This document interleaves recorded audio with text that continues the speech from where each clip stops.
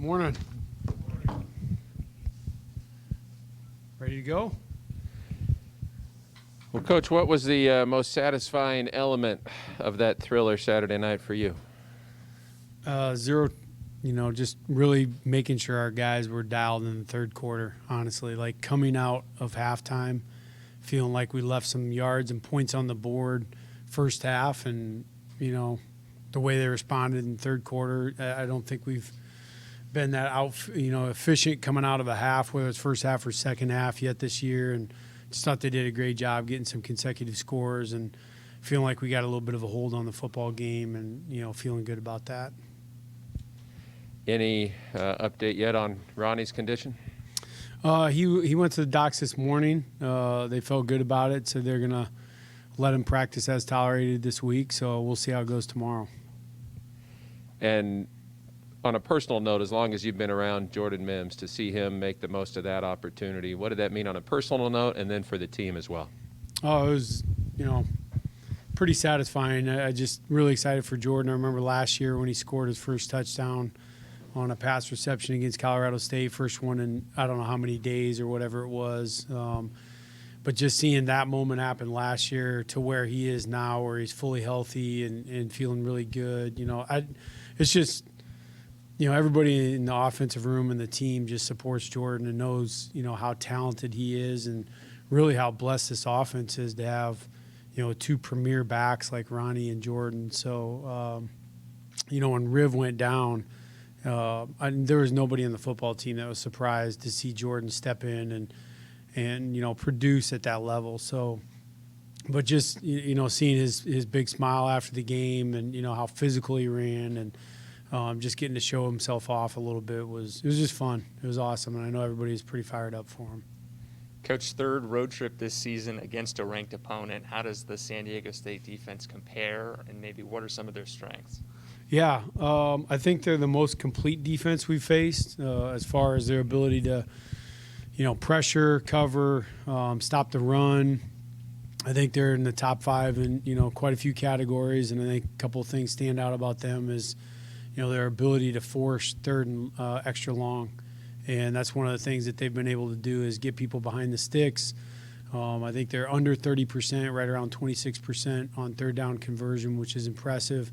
And a huge part of that is continually forcing people into third and extra long situations, which your percentages obviously go down quite a bit from there. So we got to make sure we do a great job of limiting negative yardage plays and, not only from TFLs and sacks, but penalties and things like that. Just got to stay ahead of the sticks and be efficient and really, do our job. And we've had some quarters and maybe even halves of football games where we've done a really, really good job of that. You're playing a team like this and a defense like that, you have to do it for 4 full quarters. Otherwise, you're not going to have a great football game. Coach, historically, San Diego State's done some difficult things for quarterbacks to read. How similar or different is this defense under Coach Hoke? Yeah, it's very similar. I think that the structure, as far as back from Rocky Long and his days there to even his time right now in New Mexico, I think there's a ton of similarities in how they use their Aztec player. So I think a lot of the coverage schemes and things like that line up, and their pressure schemes line up the same. And what kind of challenge is this for Jake, considering he didn't get the opportunity to see it last year?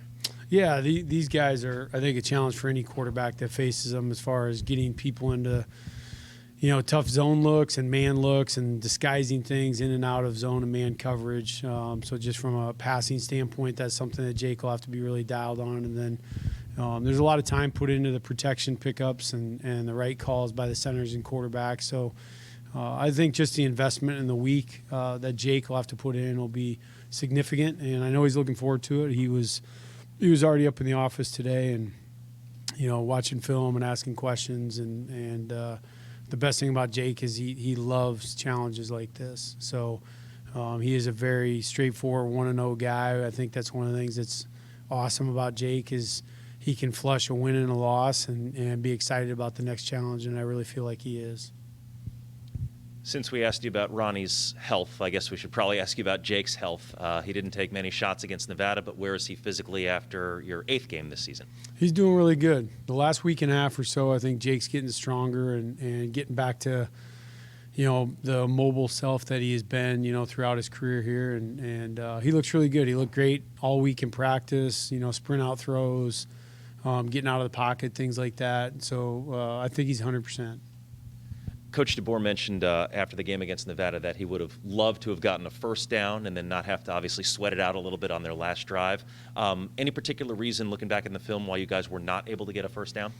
Yeah, it was frustrating for sure. We wanted to be able to close that thing out on that last play, and felt good about the first 2 calls and got us in a manageable third down even to run the football, and just ran a gap scheme play, and we didn't squeeze off the edge tight enough. Had a good look for it and had 2 MAs on the play at the point of attack, and that'll cost you. So the guys had to own that. It was a play we'd run previously in the game.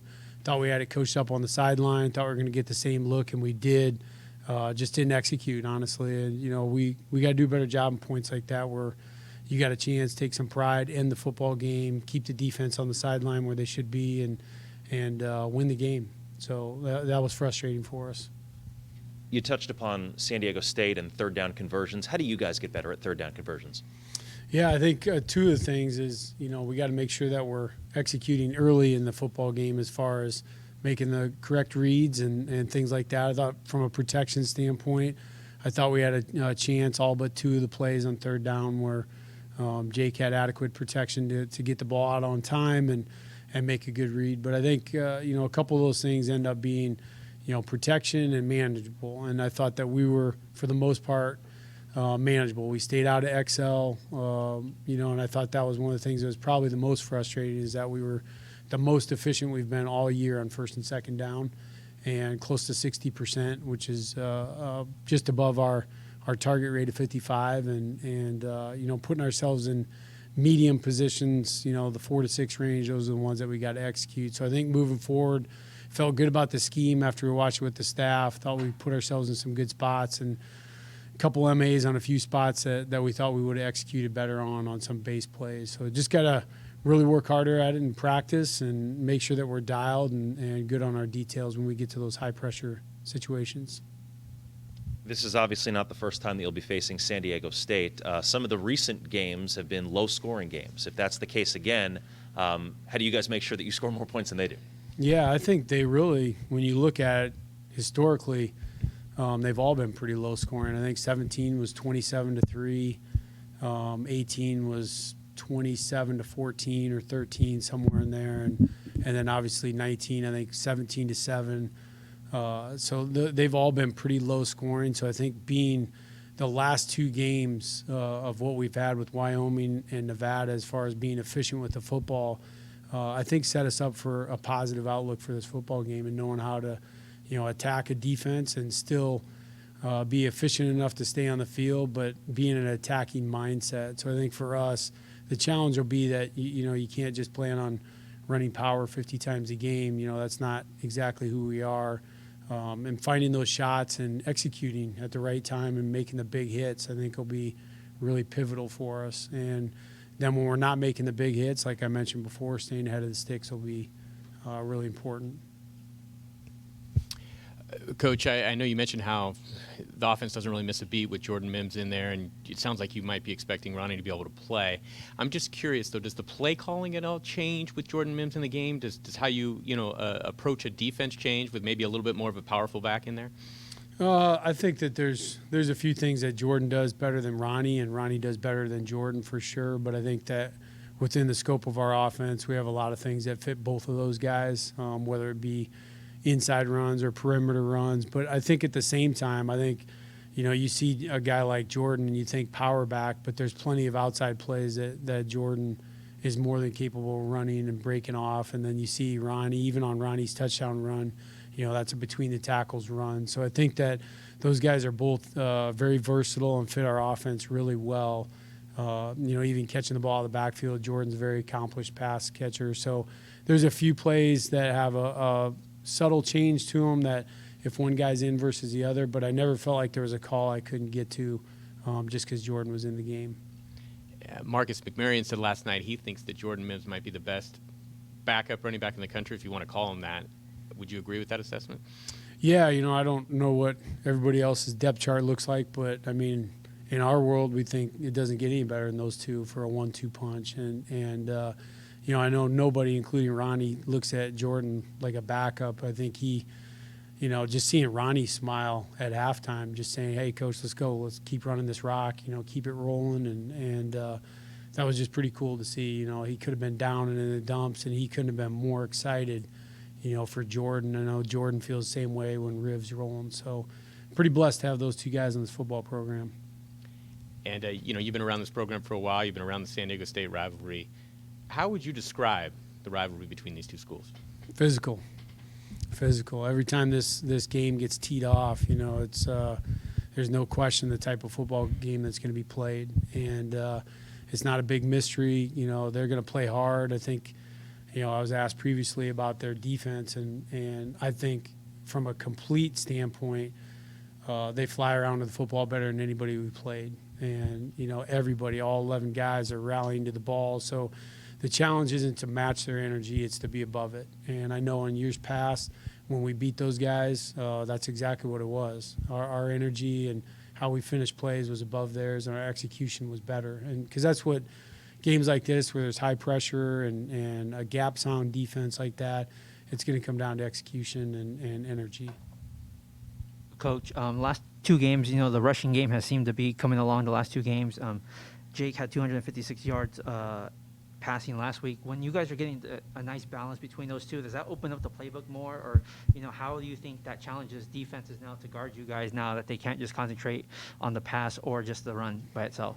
Yeah, I think, it starts up front, and if those guys are doing their job and opening up the run game, it for sure makes the calling plays a lot easier, and you have full access to your entire call sheet. When you can't run the ball, the call sheet kind of shrinks down, and you get into one corner of that thing, and I think that makes life on the offensive line honestly really hard. When those guys are just ripping up field and pass rush mode all day, that can make it tough. But when you allow your guys to go forward and be the aggressor, that puts a different type of mentality on each play. And I think that the guys, they obviously should be motivated and want to be motivated to run the football, and typically offensive linemen are, but I think that's really starting to show up in the last 2 weeks. And then, speaking of the offensive line, the last 2 weeks, the rushing game has been going. This is going to be a physical game. So just how do you like the physicality of the offensive line the last 2 weeks going into this game against San Diego State? Well, I like it. I think they've done a nice job. I'd like to see even more physicality in the fourth quarter, and that's already been my challenge to the O-line, is that there should be a different energy at the end of the game, and that's where I was a little disappointed. We didn't finish that last drive, and their energy level when you finish a game like this against San Diego State, when you feel like you have the advantage and you got them on the ropes and they're down and out a little bit, and your energy is greater than theirs. So that's my challenge to the O-line this week, is to make sure that they're ready and that there is no fall off from quarter one to quarter four. Good morning, Coach. I know. Good morning. I jumped from over here. Yeah. You mentioned the offensive line, and was the move of Braylon Nelson at guard really the key to making this run game go? Because the last two games where he's been at guard, the running game has seen leaps and bounds from where it was before. I don't think it's just Braylon. I think there's a combination there, but he absolutely brings a physicality to him, but I thought there were some physical runs that we had in the UCLA game with a different lineup as well. So I don't want to just put it to Braylon, but I think it always comes down to a gel of five guys and a mindset. So really counting on Alex Akinbulu and Bula Schmidt really are the two guys that are bringing the energy in that room. And as those two go, the unit goes. And so when you see those guys playing with great energy and pad level and effort, then that unit will be matching that. You said last week that the middle of the line was pretty solid. You had him entrenched there, but the two tackles, it was up for grabs. I'm just curious, what's the status of left tackle right now with the battle between Dante Bull and Dante Atkins? Yeah, they'll compete again this week. Dante earned the starting job this last week. You'll see Dante Atkins in the game again this week. He'll still get action, but I thought they played better. Just again, the consistency at the end of the football game on the edge is going to be pivotal. And going against 99 from San Diego State, I don't think there's a better defensive end, excluding our guys in the conference, than 99. So it'll be a test. And number 2 for those guys as well is a very talented defensive end. Any other questions for Coach Grubb? All right. Yep. Thanks, Coach. Thank you. You bet.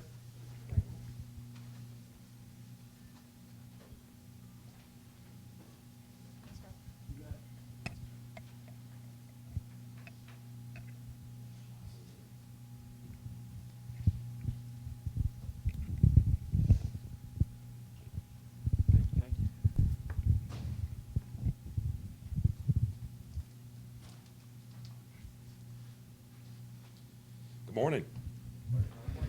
How are y'all doing today? Not as good as you. Well, let's talk about the last 20 seconds or so of regulation in that game Saturday night. What was that like for you, and what did it feel like, and what do you think made the difference?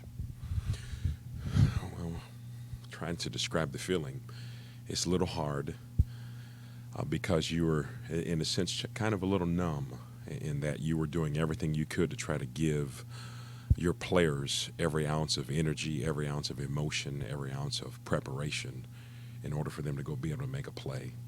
So to see them be able to come through and just apply their fundamental techniques and do it, it was very gratifying, and it was good to see the emotions that they showed in that their preparation paid off.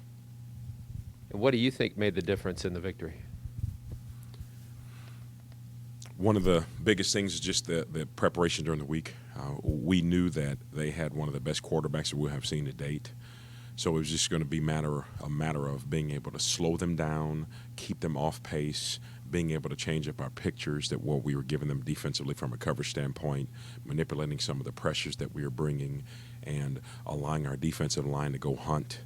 And we were able to be in some scenarios where that's exactly what they did. Those guys were able to go kind of change the scope of the line of scrimmage. And when you can do that and make a team one-dimensional, and the other challenge was the one-dimensional that they became, it became the strength of their quarterback.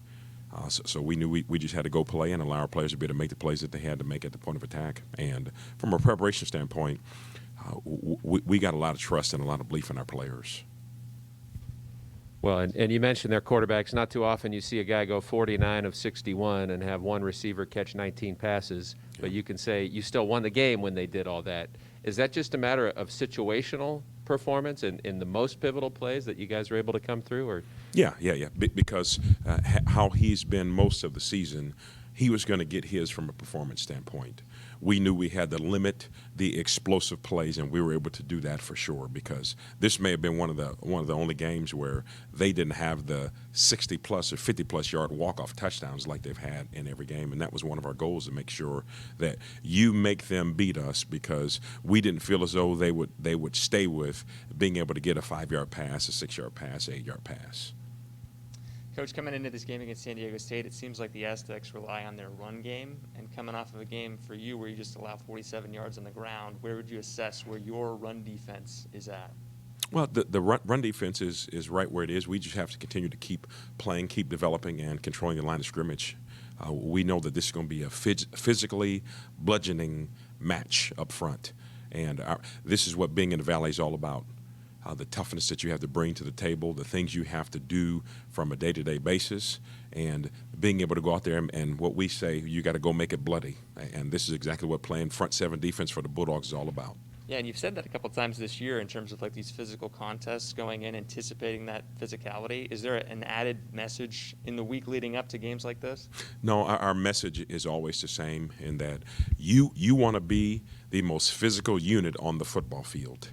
And we know, again, we're up against, let's say, as you guys heard Coach Grubb, a defense that's very good. Our challenge to our guys, again, we want to be the best defense on the football field. That puts a chip on the shoulder and something to prove for us. Coach, could you just talk in general about the scheme you used against Nevada and how different it's been compared to what you've run?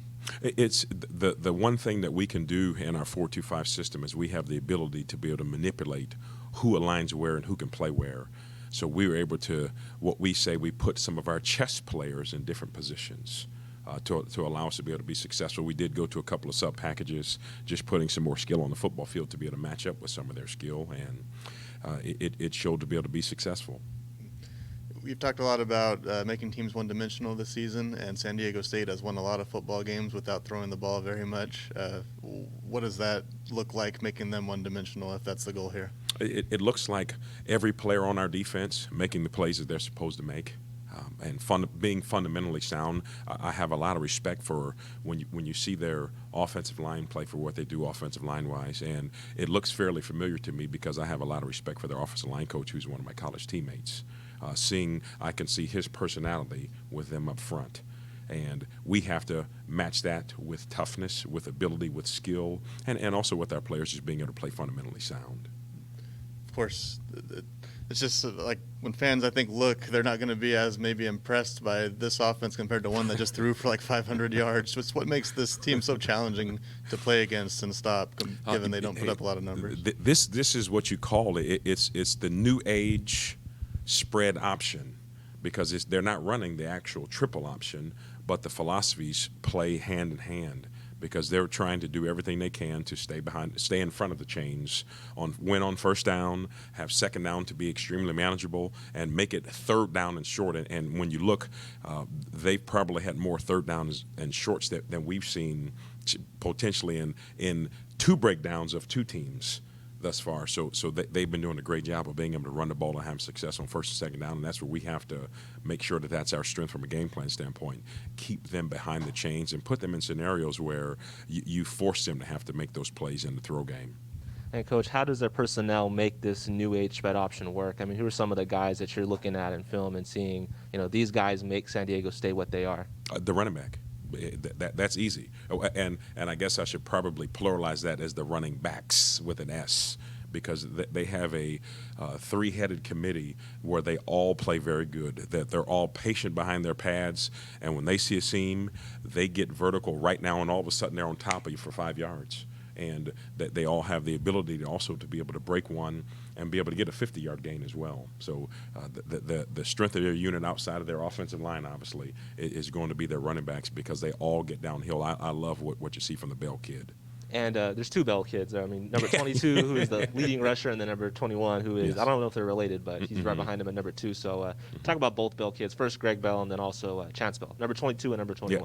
Yeah, Bell for sure. He'll be one of the best running backs that we've seen thus far. Yes, 22. Comparing him to some of the things that we've seen from the Oregon running backs and the UCLA running backs. He definitely has a gear. He is strong. He runs through arm tackles. He gets his body under his pads, and he gets downhill, and he's able to keep the chains moving. And that's what you want. Looking at their offensive philosophy, they're able to keep the chains moving. So we got a lot of respect for what those guys are doing at the running back position. Coach, big picture question. Is San Diego State a top 25 team? I know they're ranked top 25. I know they're undefeated. In your mind, from what you've seen, are they a top 25 team? Yes, they're undefeated. They have beaten 2 Pac-12 teams, and they're doing what they have to do in a very tough conference that I say is here in the Mountain West. And we feel as though we're going to have to go prove our worth as well as a football team. But I would definitely say yes, that they deserve everything that they've gotten from being highly regarded as a top 20 team. This is going to be your first indoctrination to this rivalry since you didn't play San Diego State last year, and that was your first season here. Kind of a two-part question. What was your opinion of San Diego State before you came to Fresno State? And also, what do you know about the rivalry now and about that old oil can that I know you guys want to bring back? Yes. I have a high regard for San Diego State as a program because I used to work there many, many moons ago. And I know that program has definitely evolved over the years. But seeing them year in and year out, they have always been up at the top of the center stage, being able to play physical and winning games on defense and doing the things that they need to be able to do in order to win the football games. So we have a high regard for them. Now for us, we have one mission, and that's for us to be able to be 1-0. The biggest thing that we find out that we do on our end, we try to point our thumbs and look in the mirror back at us and see what we have to be able to do to make sure we're squared away and we're ready for game day. And I think as long as we continue to keep our focus on that, we're able to go out and accomplish our mission as needed on game days. Coach, tell me a little about that, your time at San Diego State. When was it, and how were you involved? I was at San Diego State as a linebackers coach from 2006 and 7 down there. It was great, and we were we were in the Mountain West, but at the time, Fresno State was still in the WAC. So we never had a chance to play. But it was definitely a good 2 years down there, and to be able to see the individuals and the program grow, it's great to be able to see. I know that Lucas Johnson played against Air Force last week. They've played a couple quarterbacks.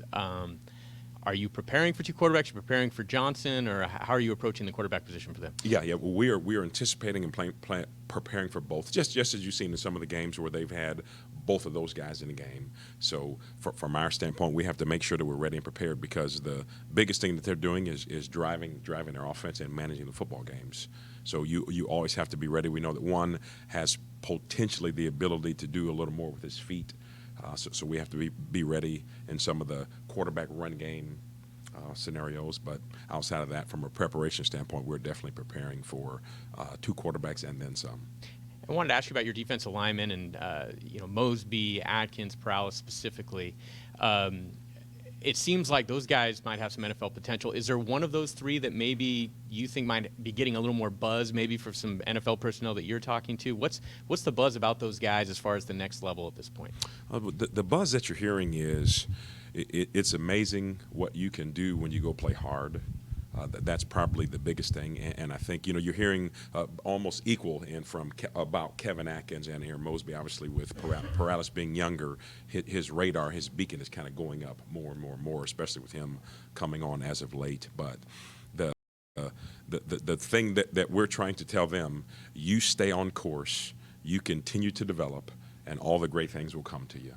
And I think they're seeing that slowly but surely. So the one thing I think that we have in our program, and it comes obviously from Coach DeBoer from the top down, we're getting a lot of buy-in from our players. And the buy-in from the players, you get weigh-in as well, so they can weigh in and we listen to them. And that's how you earn and win your championships, when everybody's kind of working hand in hand on the same accord. Coach, you guys had a season-high 5 sacks this last game and 11 tackles for losses. What do you attribute that to? Is that just being more physical, or was it just players doing their assignments better?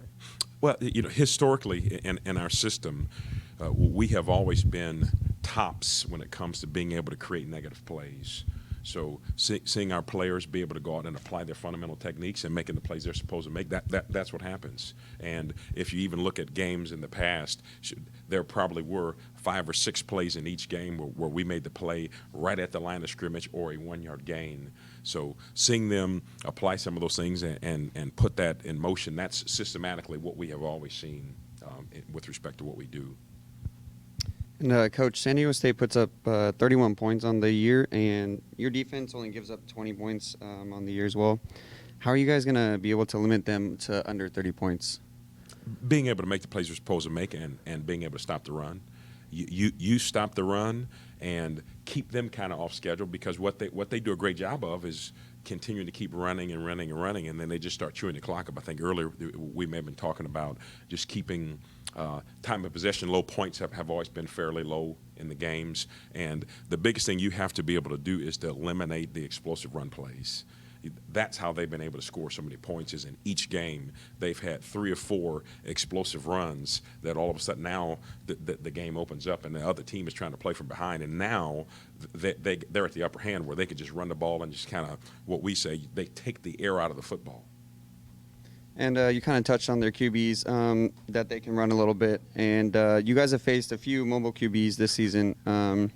Is it going to be kind of the same game plan as guys like DTR for UCLA and other guys like that? Those are some of the things that we're looking at as of right now, to make sure you can always have some eyes on him.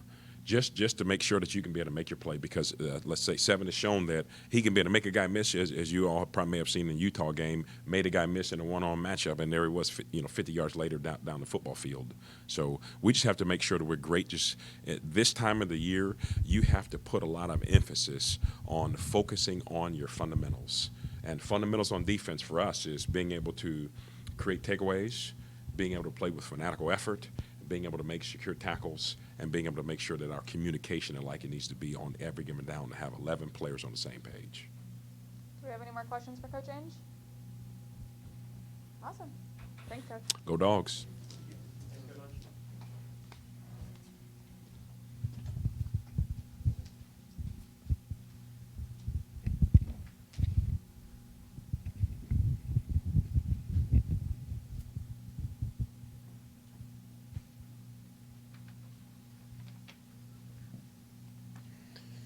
All right, good morning. Good morning. What was the highlight of your birthday? The wind, no question.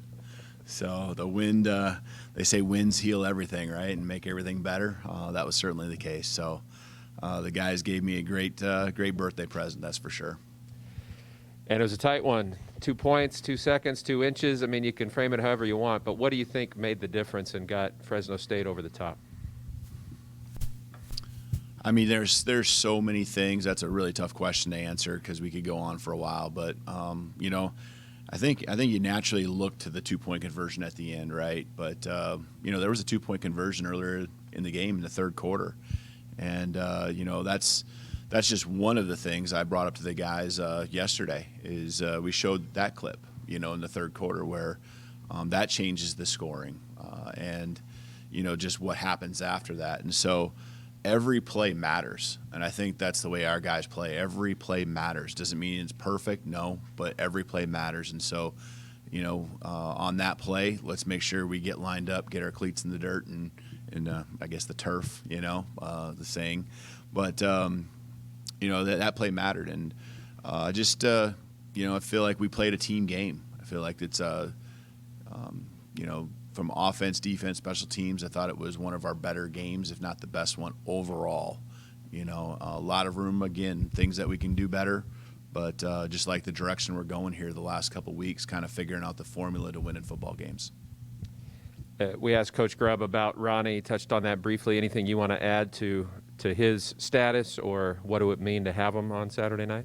Yeah, so, I mean, you know, a lot of excitement towards what Jordan did, but Ronnie is obviously, you know, had a whole career of doing amazing things, and he showed us another highlight, you know, in the game on Saturday, and the touchdown run, and I think it was going to be a big game for him as well. Things that we had that we were excited to have them both on the football field in that game that we weren't able to go with after that happened, you know, but you know, I think every day, you know, just doing the best we can to get Ronnie as healthy as possible and do it day by day.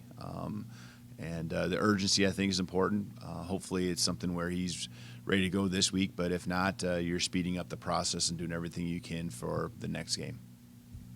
So we talked to the two coordinators about San Diego State's offense and defense, but their MVP doesn't play either, Matt Ariza, in the kicking game and the punting game. Have you ever seen somebody affect the game as much as he does? Yeah, it's crazy what he does.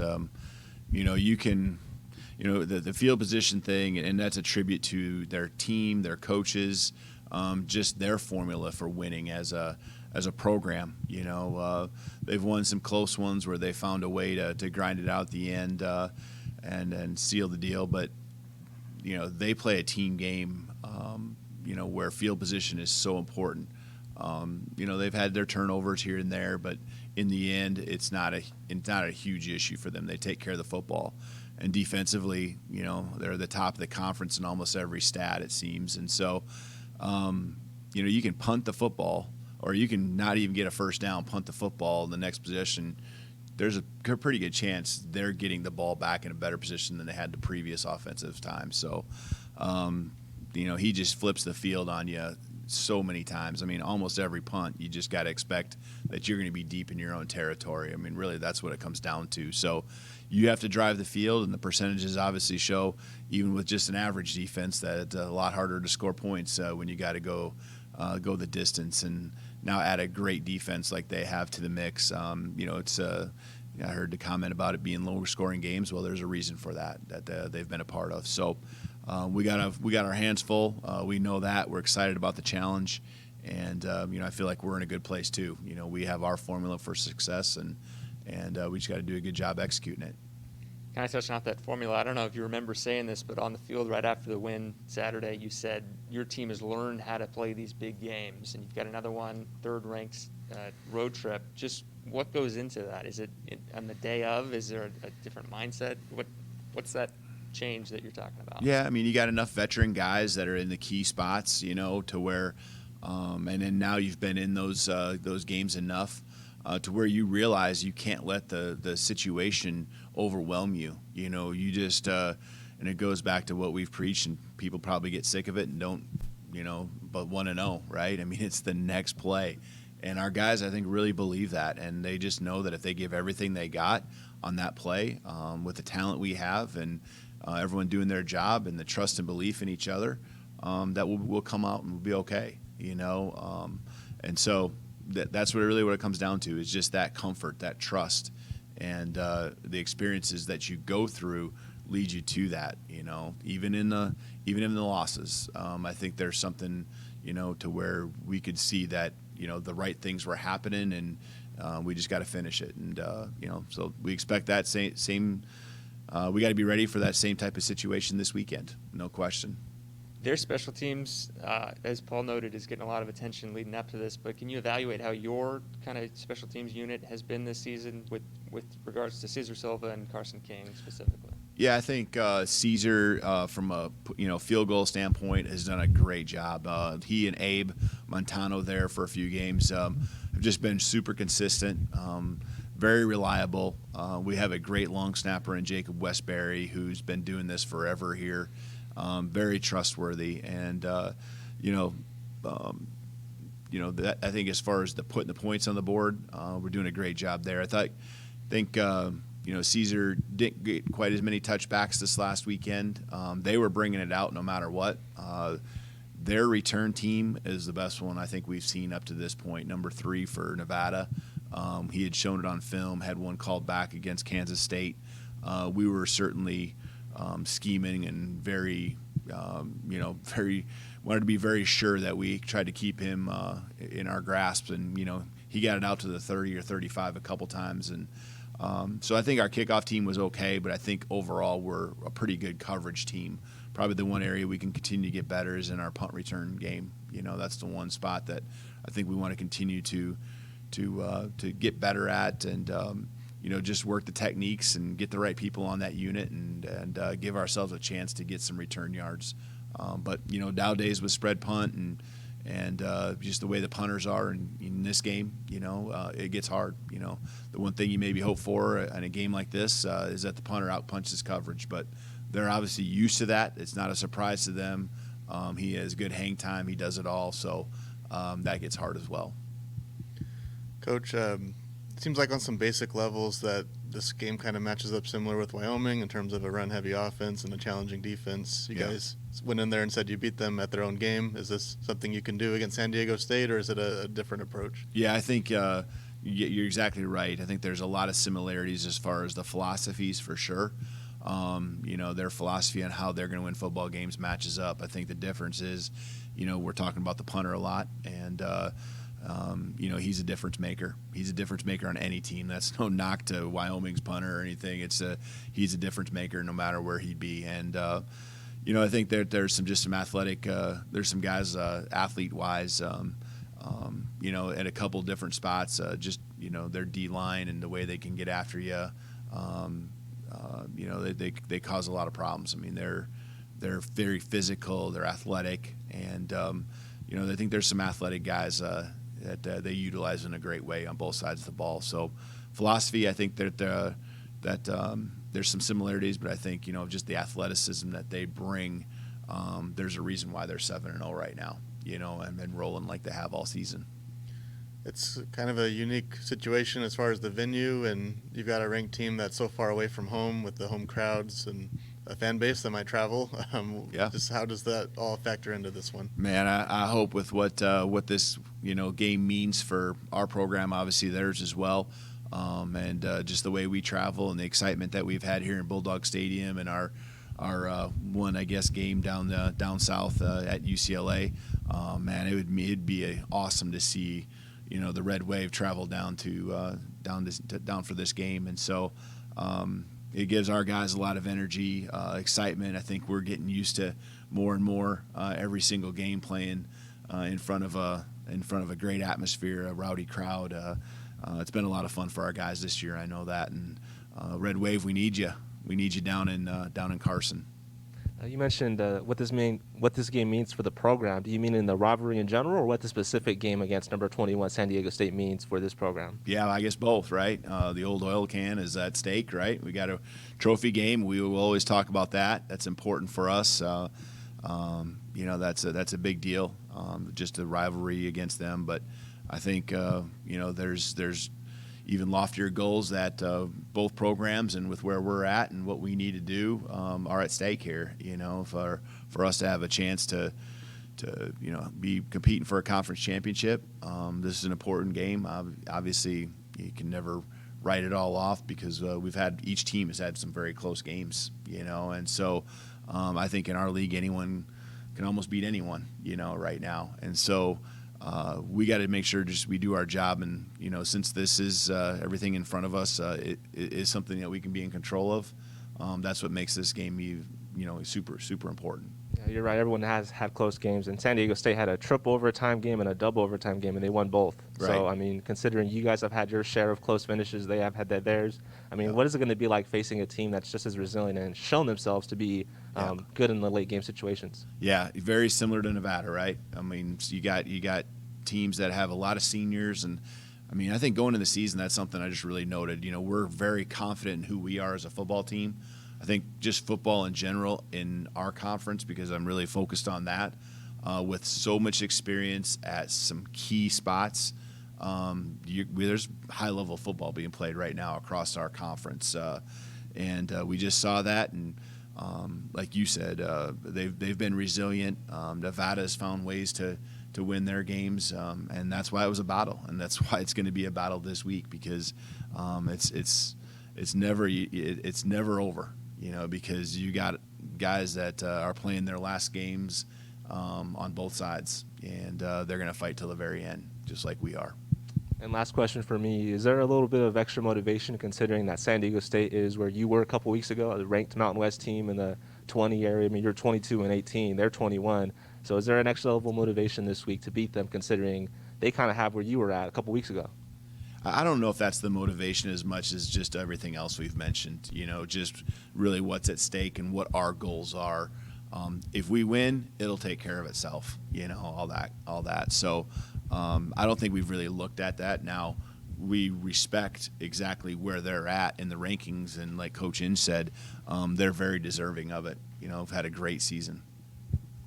Coach, I want to ask a follow-up question about the venue. With Carson being over 100 miles away from San Diego and them only drawing about 10,000 fans, do you view this as a neutral site game in a sense?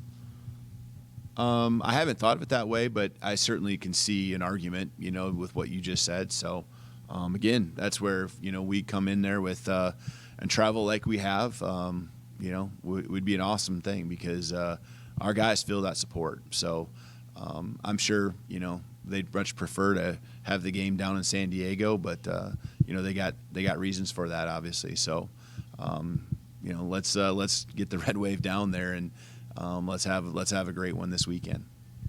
I know yesterday was your birthday. Happy belated birthday. It was also 1 year ago yesterday that your season began in 2020 when you guys played Hawaii.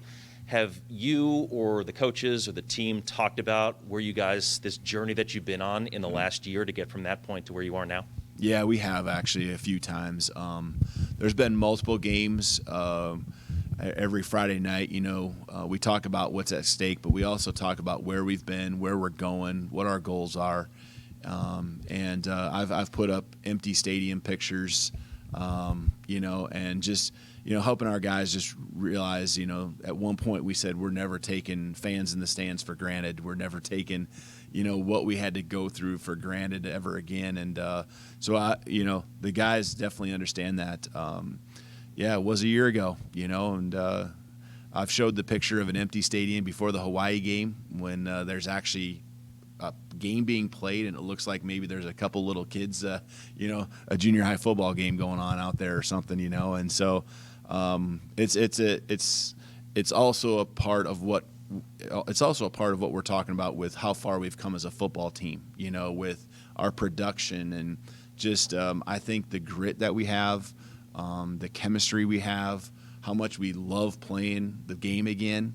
Last year was an absolute grind. When we played Nevada a year ago at this time, and with what we were going through, it was hard, and it really tested, really how much you love the game in some ways. And the guys that are here right now on this football team, they love the game of football. They love being around each other. They love the atmosphere and relish the opportunity. And I think the thing that I really tried to emphasize with them is, you're in front of great crowds and there's pressure. Man, embrace that. That's what this is all about, because how many people would love to be in your shoes right now? And I think that's the way we play right now. That's why the close games I don't think are something where we get tightened up. It's just, go out there and have fun. This is the game that you've been wanting to play and the way you wanted to play it for a lot of years. You trained hard for this. And so these moments are right in front of us. And again, like a lot of people would love to be in these guys' shoes, and especially this weekend going down to San Diego State's. Coach, just to follow up about Ronnie, building off of what Coach Grubb said, it sounds like he's planning on practicing this week. And is it a foot, like a sprained foot? And if it's up to the docs and pain tolerance, how will you guys end up making the decision on whether he goes or not? Yeah, I mean, it's a lower leg. It's down, ankle on up. It's not down as low as the foot. I mean, I think when you have a lower leg injury, the swelling and things like that always, it feels like everything's down there hurting. I've had injuries like that before, but I think the key here is with Ronnie is that he's so competitive. If he can be out there, he's going to be out there. But also, I just think that he's a guy that, because of just how long he's been in our program and the trust we have for each other, the communication, whether he was injured or not, is always extremely close. From Coach Marks, there's running back coach, to Coach Grubb, to myself. And whether he's on the football field or not, just it's a daily, checking in, and now we're checking in on how his injury is, and Ronnie does a great job, with the training room, and I know that he'll put extra effort into, trying to get this thing healed up as quick as possible, be ready to go. And I know you've spoken about, I think earlier in the year when Jordan had I think his first touchdown, just how special that was for him and your relationship with him, and for him to have another performance like that and to get honored by the conference, as a coach and someone who's been around him for a long time, I'm sure it's kind of special to see that. Yeah, it really is. I mean, there's so many guys. This whole team is just full of guys that I just have strong feelings for. I mean, just guys that you came in with in 2017, guys that every guy's got a story. Every guy came here in a different way. They have a different background on how it happened. They got different experiences that they've been through before and while they've been here. I couldn't be more proud of what Jordan's been through. Whether it's his injuries or whether it's his sport of Ronnie, whether it's the opportunities when he stepped in and got it done for us just like he did the other night. Man, he's just a special person, and there's times you just certain guys you get emotional just thinking about what they've been through, and I think about that 2018 season. He started out as our starting tailback because Ronnie was out. Unfortunately, Jordan has an injury and Ronnie has to come back, and I think that's why their relationship is so tight, because they've both been through tough times and overcome it together, and we're just so happy for Jordan, and what he brought and what he did for our team the other night. So some amazing runs, some really good runs, and it just showed how much better he's gotten. And I made the point the other night, but it's one of the huge points I told our team the other day was, how many reps do you think Jordan felt he needed to have the production he had in the game? Whatever everyone thinks, I got to get on the football field to show people what I can do. Well, he showed us what he can do when he got his opportunity, and he was ready to go because he practices hard, he prepares well, and man, he's a competitor. They say in college football every game matters, right? And you guys have kind of been in the grinder since that loss at Hawaii, at least from my perspective, because you're playing Nevada undefeated in the West. Now you're playing San Diego State undefeated, where a loss, you lose the tiebreaker as well. It's almost like you're playing must-win games every single week. Have you felt that? There's a little of both. I think it goes both ways. I think there is a little bit of that, but there's also a confidence that we have as a football team, and we're going to kick around the Hawaii game forever. Just that's the way it is. But I think we finally got to a point where, it was probably longer than we wanted, but we got to the point where we was like, hey, we're going to move on. and we're just going to go play ball, and we're going to live with what happens, and we're going to enjoy this. We're not going to sit and dwell on, the hiccup that we had there. We're going to go forward, and we're just going to be the best we can be, and that's good enough. Awesome. If it's not, we know we went down swinging and we tried as hard as we could, and that's all we're going to ask. That's what I always ask from day one, and let's have fun doing this, because we got a close group of guys that celebrate each other, and I don't want this pressure, and we should embrace the pressure, because a lot of people, again, would love to be in the position where they are playing for something, and we are. Coach, how much did some of these guys took my questions already, so I'm going to go a little bit different direction, but how much did it mean to you guys, after the highs and lows of the season so far? This was the first home game since the loss, at Hawaii, a bye, and then the win at Wyoming, but just to have that stadium the way it was on Saturday. The Fresno State chant was loud. When they turned down the lights, everybody put up their cell phones. I don't know if you're in the situation, so you might not be able to appreciate it, but do you guys see that stuff? And how much does that help you guys too? Yeah, we don't see the details, but you can't help yourself when you see the lights all go off and the whole crowd's going crazy. And you can't help for a second notice that and just understand that, the Fresno State chant. And I think I've heard it a couple times, being in the press box, you're not as aware of it. But those are special things. Our guys feel that. They got to get refocused and get back into what they're doing. But man, the support was just awesome. We're so appreciative, and just that's what this valley's all about. That's what there's a pride and tradition, right? A pride and tradition, and seeing, again, I know we've talked about it a lot, but Lorenzo Neal getting inducted and or getting his jersey retired and all that. It's just special moments, and this is a special place for a lot of reasons, and the support is a big part of that.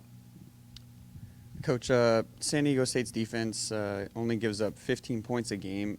Do you think that you have a balanced attack with the rush starting to get going these last few weeks and the pass being good all year? Do you think you have what it takes to put up more points than what they usually give up? Yeah, I do, because I got confidence in our team. That's no disrespect to anything they've done, because it's unbelievable. They're at the top of the conference in almost every stat, and it's good reason, because they're really good. And so I think a lot of what we are doing now is helping us get prepared for a game like this. I think the ability to be more physical, the ability to play in closer games, our defense playing well and having kind of this edge to them. The Mountain West is crazy. You think about what we've been doing the last few weeks. You got Hawaii, they got their Wildcat, they got, kind of their style of offense, and then you go to Wyoming, which is one way, and then you go back to Hawaii or Nevada, and then you come back to San Diego State. Every offense is a little different, every defense is a little different. That's the beauty in the Mountain West, and I just think that we're kind of getting to the point now where we're getting some depth in personnel. A lot of guys played in the game on defense, getting more experience, getting more confidence. I think we're developing systems. We're growing on systems that are in place on both sides of the ball to where we are flexible enough now to play both of those types of styles of game. Adapt to the teams and what they're trying to do. In the end, we want to dictate, offensively, really what we want to be. And so I think we do. I think we got the thing heading in the right direction as far as what it's going to take to win a football game like this. And last question for me. Is it going to be crucial to get off to a fast start in a game like that? Yeah, it really is. You think about what they want to do, right? And if they can just be patient and just let the game flow, let the game come to them, that's what they want. And I think back to the 2017 game. We got a lead, and it just slowly grows because you take them out of their game. Nevada, right? It's never over because their style of play is different. You're gonna get the ball back quickly against Nevada, some possessions, just because it goes that fast. And the next time, you got to be ready because they might score just as fast as they gave it up the time before. So this is a little different deal. You give up the football, you might not get it back for another 7 or 8 minutes. And so you got to take advantage of your possessions. The game's going to go faster. It's going to be shrunk down, and so you got to, every time you take a snap, especially on offense, you got to make the most of it. Coach, can you kind of give a scouting report for San Diego State's offense and maybe defense, and what specifically you're going to do to overcome that?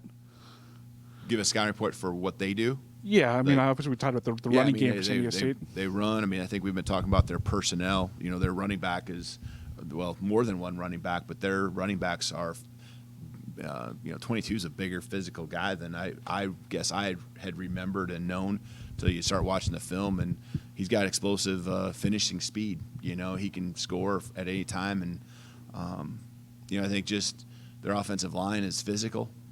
Defensively, they put you in spots where on third down, you're always in an XL.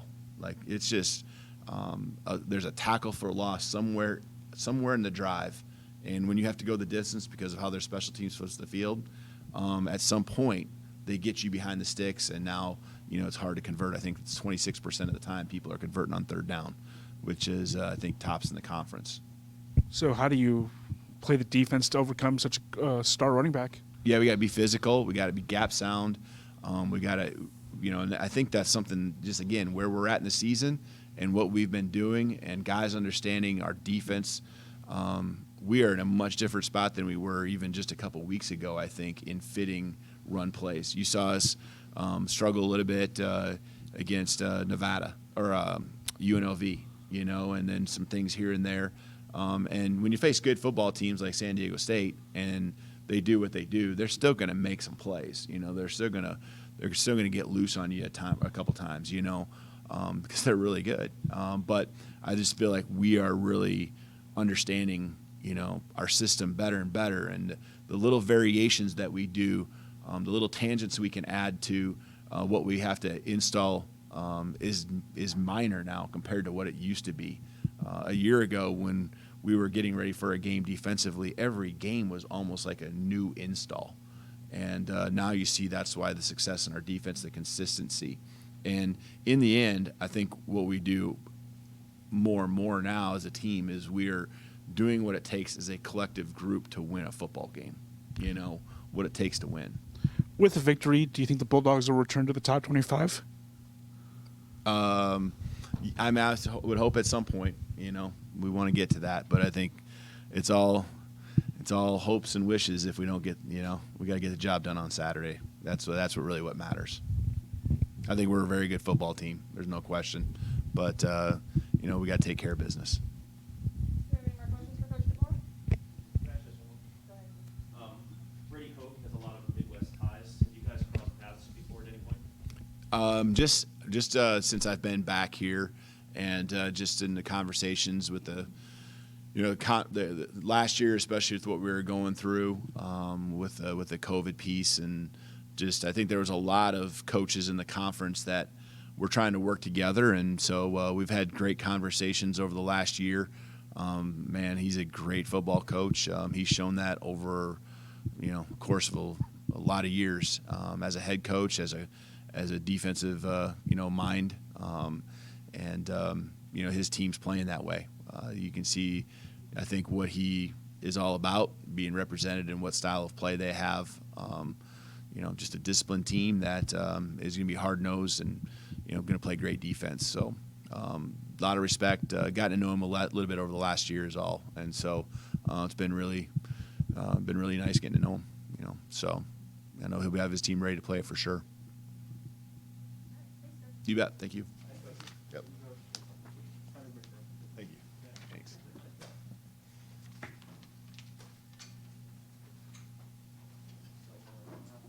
Regarding credentials, I think everybody in here has at least somebody that's going this weekend. So they have been delivered. They are somewhere in the Fresno State mail system. So if you're going to